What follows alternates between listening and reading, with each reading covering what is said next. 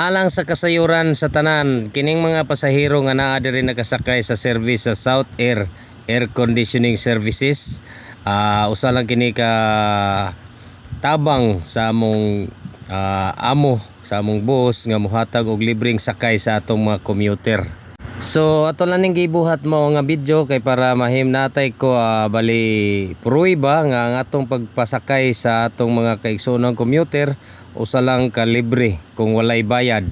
So para makita kung simbakog na mga checkpoint, makahibalo nga nang libre sakay ra gini ang gibuhat sa South Air Conditioning Services nga kuan kanang company service.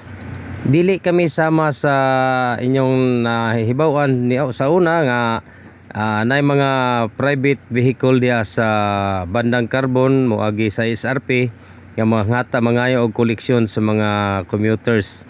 Pero kini ang gibuhat sa South Air, libre ra gid kini mga kahigalaan. So wala mo angay kabalaka kung mosakay mo kay safe ra gid ang inyong biyahe og makauli mo nga sayo sa inyong panimalay. So salamat kay sa akong agaw nga si John Philip Serbano sa Saban nga mitugot nga magpahatag og libreng sakay para sa atong kaigsoonang commuters gikan diha sa Carbon area padulong na sa Talisay ug sa south part of Cebu. Shout out ni Boss Rolex pod atong gwapong driver. Dili lang kay kini lang nga higayon no nga nanghatag og free rides ang kini nga service sa South Air, kundi kada adlaw gyud kini moagi mi diha nga area na daghang mga commuters nga magatang. So sa walay pagduha-duha abli din ang pultahan para kanila o kaloy sa Ginoo makauli sila sayo, makapanihapon og sayo. So salamat kay sa akong igagaw. Abdul, kung na may free rides, na say free snacks, so kuha na ni multi na niya akong igagaw, all in one na niya ang gibuhat no.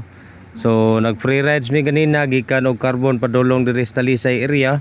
So pag abot diri sa SRP, nag free snacks na pod siya para kanamong mga trabahante. So daghan kayong salamat Ginoo nagi mag-igo ni imong gibuhat agaw.